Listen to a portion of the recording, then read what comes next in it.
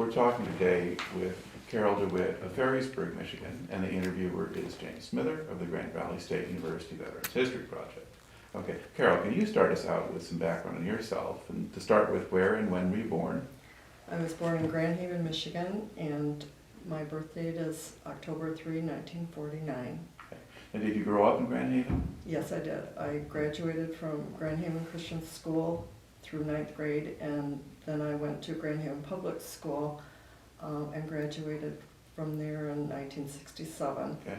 And what did your family do for a living when you were growing up? My dad was a foreman at ASP Manufacturing, which was a plating company, and he had served in World War II. Okay. And my mom was a stay-at-home mom. During World War II, she actually worked in a glove factory in the area and married my father while he was in the service. All right. Now, what did you do after you finished high school? After I finished high school, during high school, the only career that I really wanted to do was to be a nurse. Mm-hmm. My aunt was a nurse, and I had a cousin whose wife was a nurse, and her sister was also a nurse, and she happened to be an instructor at Butterworth School of Nursing. So she talked to me about applying to Butterworth, and so I did, and I was accepted there. And I started classes in September of '67. All right. And where was this for people not from the area? This was in Grand Rapids, Michigan. Okay, so it's Butterworth Hospital. Butterworth Yeah. Hospital, it's no Spectrum. All right. Butterworth. Now, at that time, was that how a lot of nurse training was done, sort of at hospitals, or? It was a 3-year diploma program, and there were also other hospitals that had diploma programs, Blodgett, and also here in Blodgett in Grand Rapids and Hackley in Muskegon. But because of my connection with this instructor and being able to tour the hospital and the School of Nursing, that's where I decided to apply. I didn't apply anyplace else. Okay. And what did you actually do in that program, or how was that run? The first year was mostly academic at Grand Rapids Junior College, and then the 2 years after that were a combination of classroom experience and on the floors, working on the floors. All right. And this is all going on in the period when the Vietnam War is still going on. Now, was the military making efforts to recruit nursing students at that time? Yes, they were. We frequently had recruiters come to the dorms where I was staying, and Army, Air Force, Navy would come. And in my junior year, which was the second year, I talked with an Army recruiter and just was getting interested in what they had to say. At that particular time, they had what was called a student nurse program, which would allow me to have a monthly stipend for the last year of my nursing school.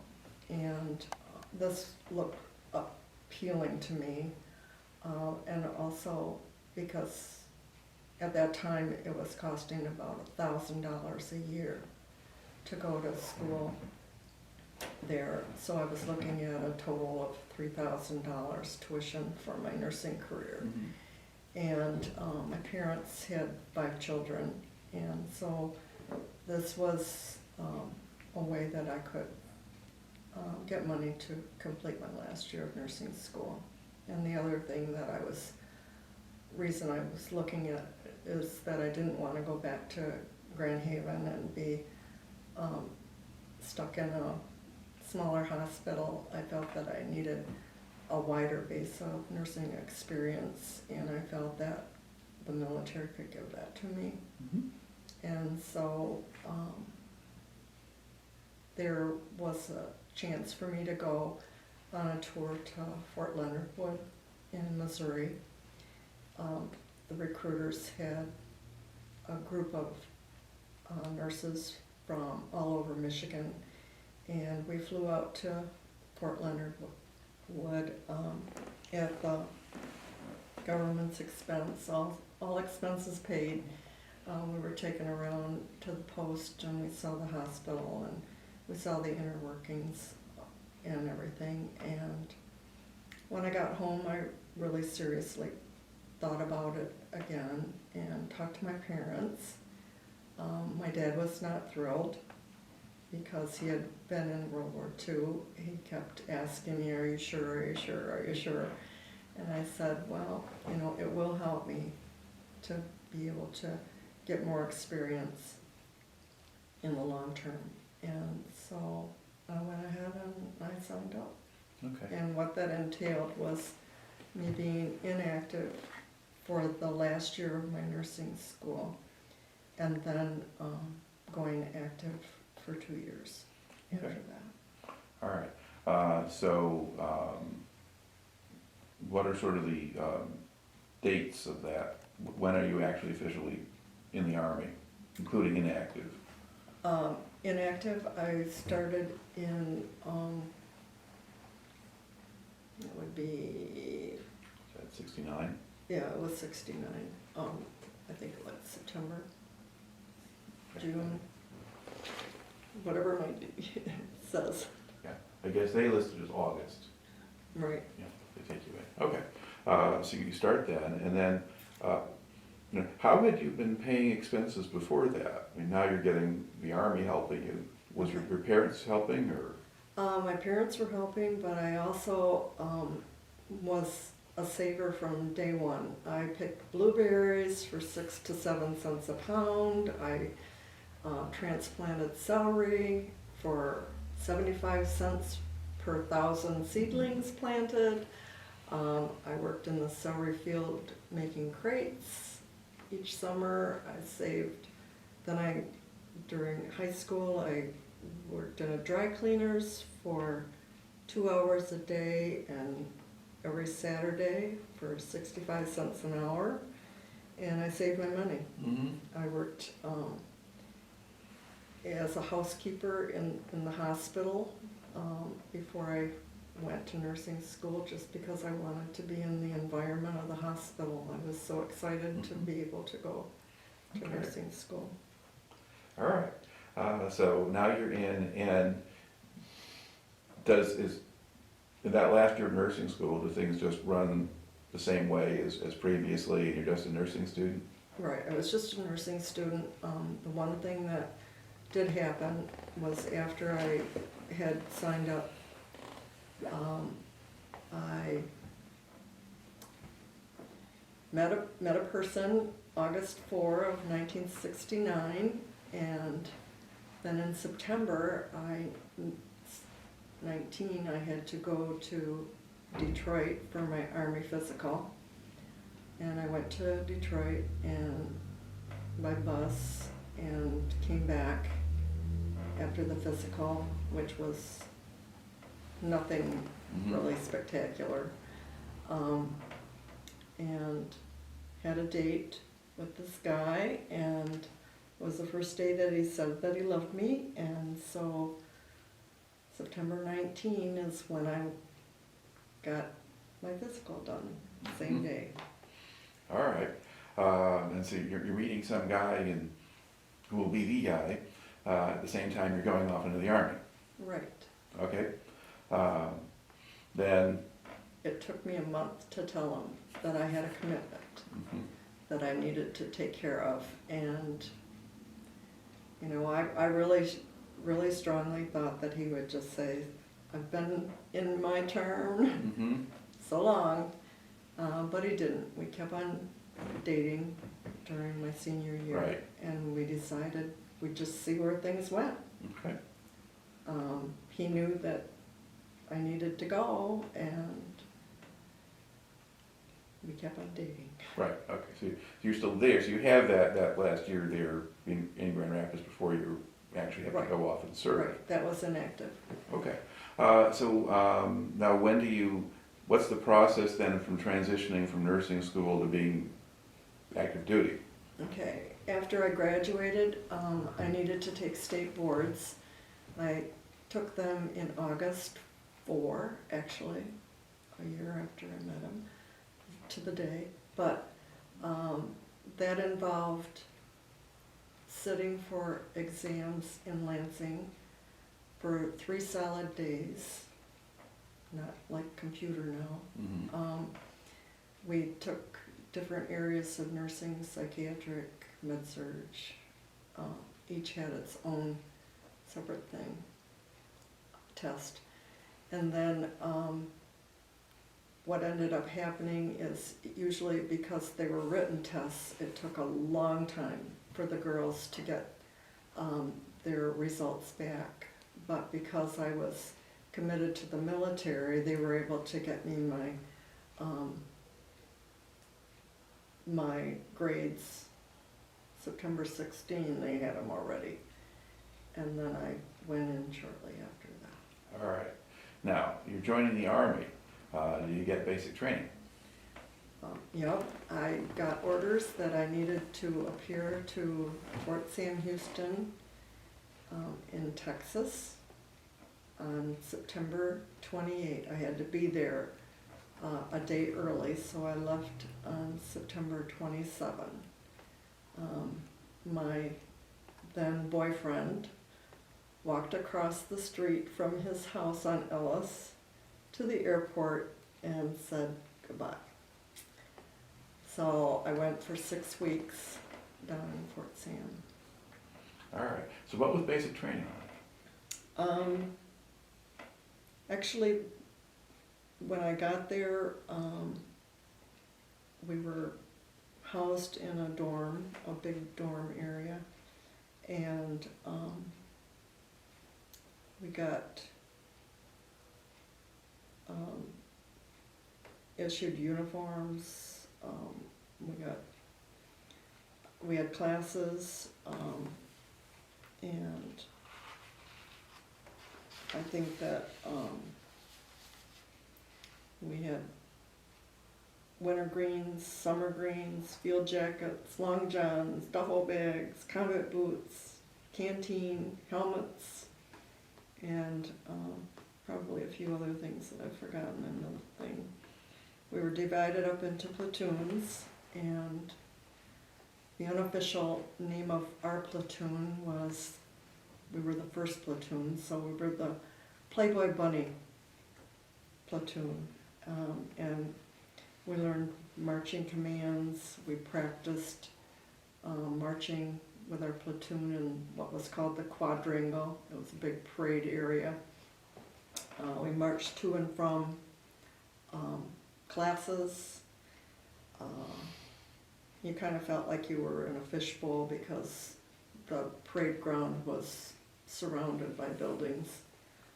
And we had lectures on identifying military ranks, when to salute, when not to salute. Did you have a commission yet yourself, or did that come after basic? Or? I was commissioned and went in as a second lieutenant. Okay. So I was an officer. We learned flag etiquette, and because we were women, we had to learn self-defense, tactics, and there wasn't much to do after the day of classes. Usually ate in the cafeteria and walk around post, or we didn't really go too many places. Occasionally off duty, when we did go see the Alamo. Now, did you have any men in your platoon, or were they all women? In my platoon, they were all women. I think that the doctors were separated, Okay. or the men were So there were some men who might be marching around with you someplace at Right. the same time. Right. Okay. They would be attending the same classes that we did, but they were in their own. And this is all really introduction to the military at this stage. Right.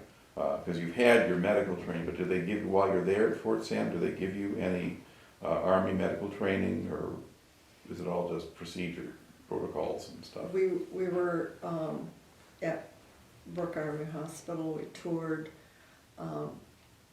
Basically, what we needed to do as far as the medical part of it is classes, reviewed body systems, and dealt with possible injuries that you might see if you were in a combat situation, and that we had to learn how to shoot.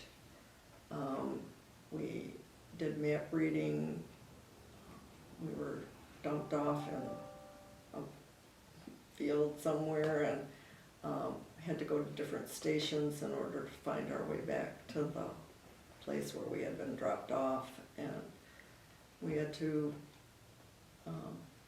shoot up mountains to see if we could determine the height of them and things like that. Okay, so you get some version of Army field training at that point. Right.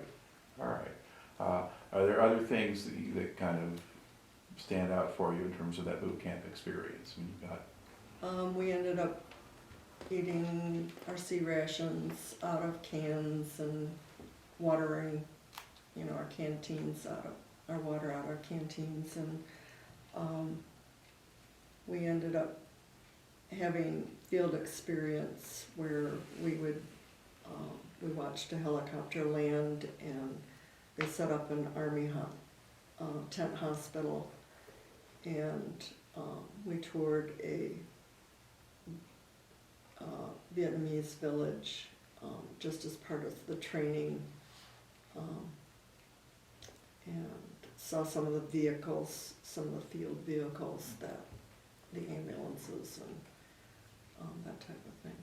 Okay. Now, as you're doing this training, was there an expectation that you might go to Vietnam, or did you assume you would get something else? There was the chance that we would go to Vietnam. Two of the girls that were in my nursing class actually were issued white uniforms, dress uniforms, because that was the appropriate color in warmer climates, and they did end up going over to Vietnam, but pretty much because the war was winding down, they ended up coming back. They weren't there very long, but I did not go. Okay. All right. Now, how long did the basic training last? Basic was 6 weeks. Okay. And now what do you do at the end of that? I came home. I was on leave for a short time. My dad and I had picked out a car, and I got a Ford Maverick and spent $2,000 cash. And when I got my orders to go to Fort Belvoir, I left in my Ford Maverick, packed everything that I owned in the car, and was gone. Now, were you engaged at this point, or? No. Okay. What we had decided to do is, we had decided to wait until my 2 years were done and then possibly see about marriage. Okay. So the commitment that we had is that he would write me every day. He wrote me every day while I was in boot camp, and he wrote me every day until we were married. The good me. Yeah. All right. So I got all those letters at home. Okay. So now you head off. Now, where in Virginia is Fort Belvoir? Fort Belvoir is located in Alexandria, Virginia. It's very close to Washington, D.C. Actually, Mount Vernon, George Washington's home, butts up against the fort, which will play a part in my narrative later. Okay. And we were affiliated with Walter Reed Army Hospital. All right. So now, once you arrive then at Fort Belvoir, now what happens? What do they do with you? What they did with me is they gave me my assignment. They told me I would be working surgical intensive care, and I said yes, because I really liked the one-on-one of intensive care nursing in nursing school. Then they took me on a tour of the hospital, and they said, Lieutenant DeWitt, we've decided to change your assignment. We're going to put you in obstetrics. And I said, no. Of all the nursing areas, I hated OB in nursing school. Would have never, ever, ever, ever chose it. But the military chose it for me. And actually, just to back up a little bit, how the Army assigns you is they give you a book with a paragraph about each of the forts and the hospitals. And you get a first, second, and third choice. My first choice was Fort Knox. My second choice was Fort Meade. And my third choice was Fort Belvoir. So I got my third choice. So anyway, going back to the OB. Right. It took me a long time to feel comfortable in that area, doing vaginal exams and all that stuff. The lieutenant colonel frequently in the first 3 weeks said, no, go back, you're wrong. And so, but the area, the nursing area that was our department was an exam room. It had 2 rooms that could fit 3 stretchers in each one. So we actually had the capability of having 8 people in labor in very close proximity. We had 2 delivery rooms, a scrub area in between, and then the nurse's station. The nursery area was very large, a large room, and you had cribs, one right after the other. The interesting part is that our wards was 20 beds. Ding, ding, ding, ding, ding. And then the women had to, after they had their baby, they had to come to the nursery, get their baby, bring it back. They had to make their own beds. They had to come and get their own food. So they were not coddled in any way. Okay. And would these have been wives of servicemen? Is that who would be the people you're treating? Right. Because they're not allowing women who were in the service to be having babies at this Right. point, are they? No. Right. Okay. So it was all dependent. And what was nice about that, in retrospect, is that I never had to wear any of my nursing uniforms. I came to work in scrubs, went home in scrubs. Never any of the saluting, because I wasn't around rank. Well, were there doctors who were delivering the babies? But if they show up as doctors, do you not salute them? Or? They were in scrubs just like me. Okay, so there's no identification. We Not- don't have captains. I didn't have to salute before I delivered the baby. No. Oh, okay. No. And we did have a doctor on call all the time, 24/7. Okay, and did you have that same assignment the whole time you were there, or did you move around? I changed different shifts. I worked in labor delivery area. I worked with a gal that was, her husband was in World War II. She was from Germany, and she came over with him after they got married. Very interesting to talk to her as far as what the German people knew at the time World War II was going on, and it was next to nothing. I also worked with a Korean gal who was also, husband was military. She was actually civil service, and she was very helpful too. Okay, but it was all obstetrics in one form or another It was all while you were there. Yeah. Okay, now what happened in terms of waiting until after you finished in the Army to worry about getting married? Well, actually, around, I went in the end of September and got to Fort Belvoir. My brother got married in October, and I was not allowed to come home for his wedding. I was not allowed home for Christmas, so I ended up spending my first Christmas away from home. We ended up getting a fruit basket from the commandant on the floor, and it was very, very, very, very lonely. He was still writing to me every day. And about the first part of 71, we decided that this wasn't gonna work to wait 2 years. We had been calling each other too, and he came out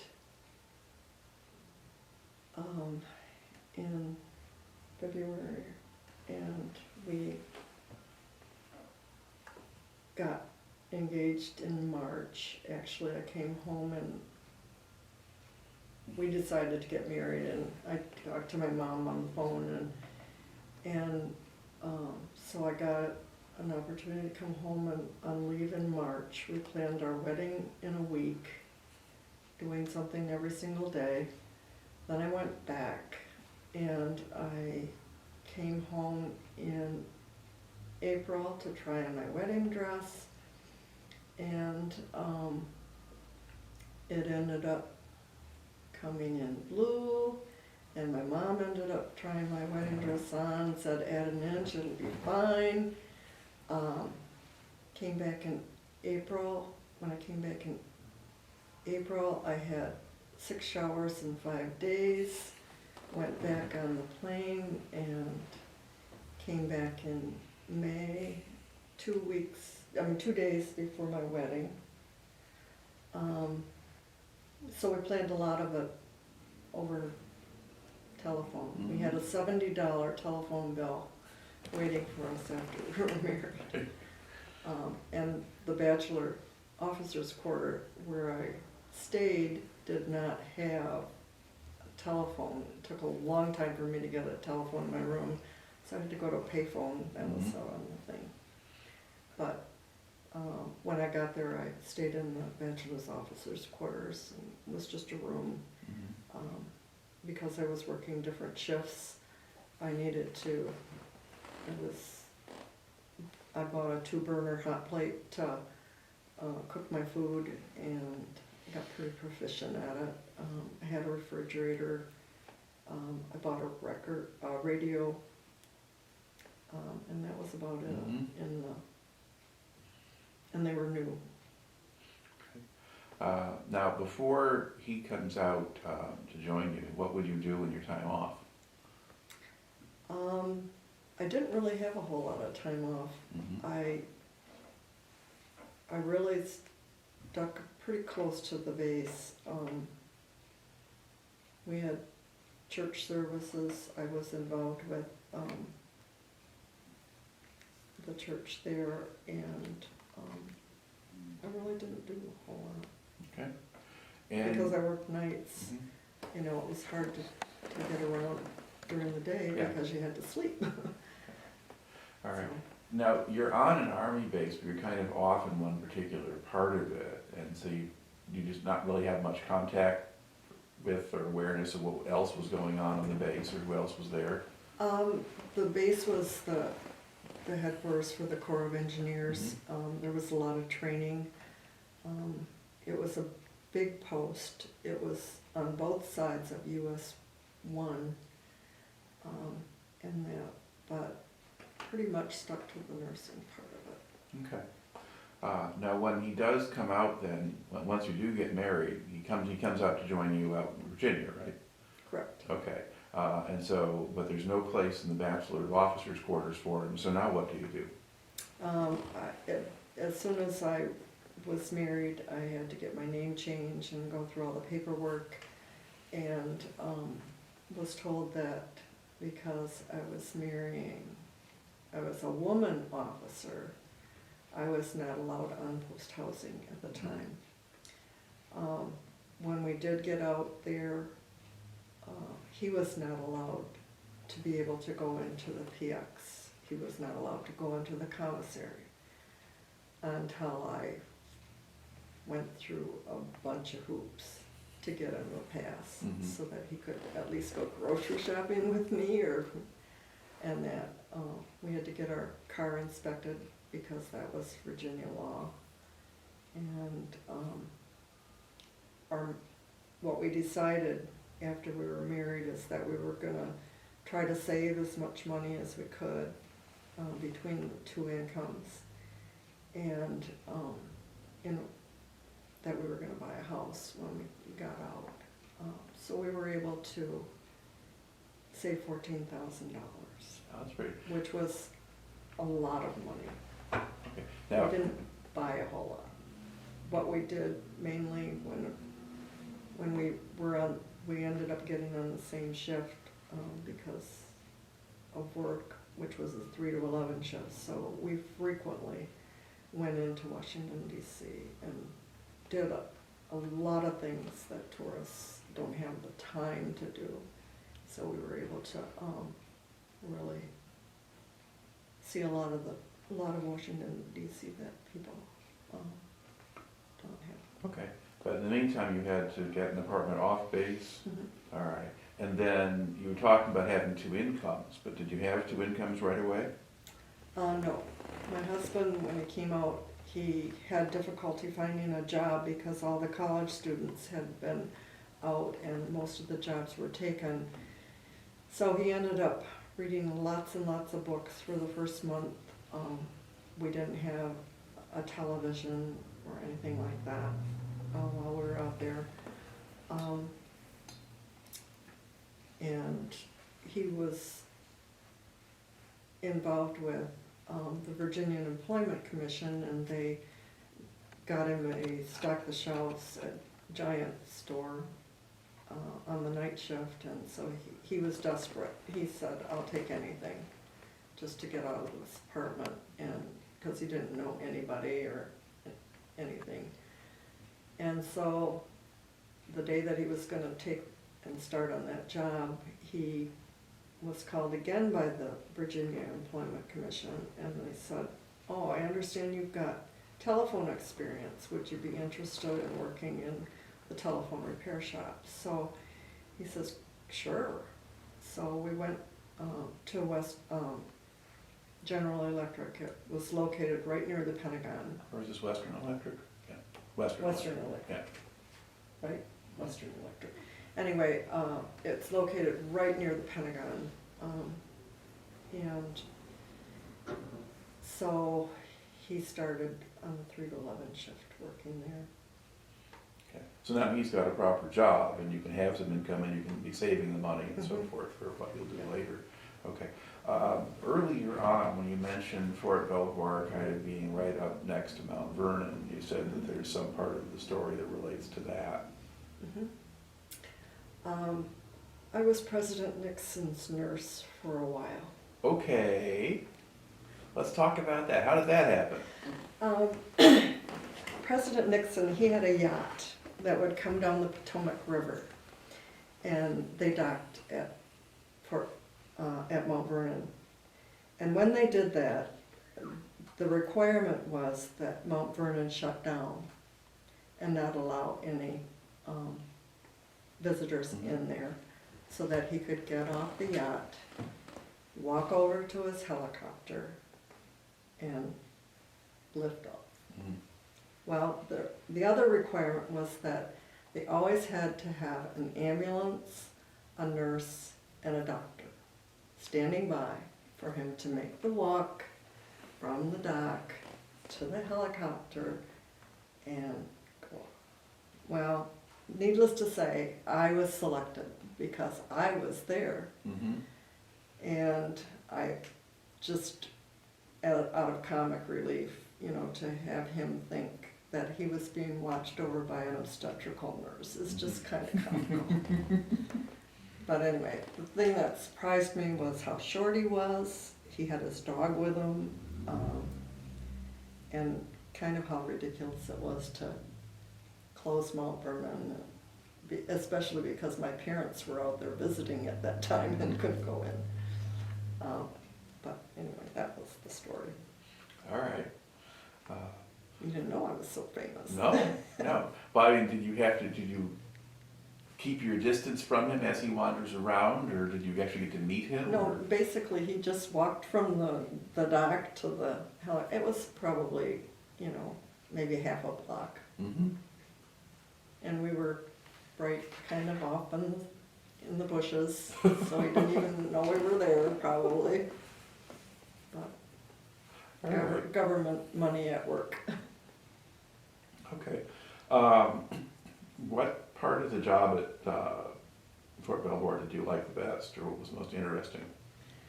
I think that the part is that I did get a lot of experience with obstetrics.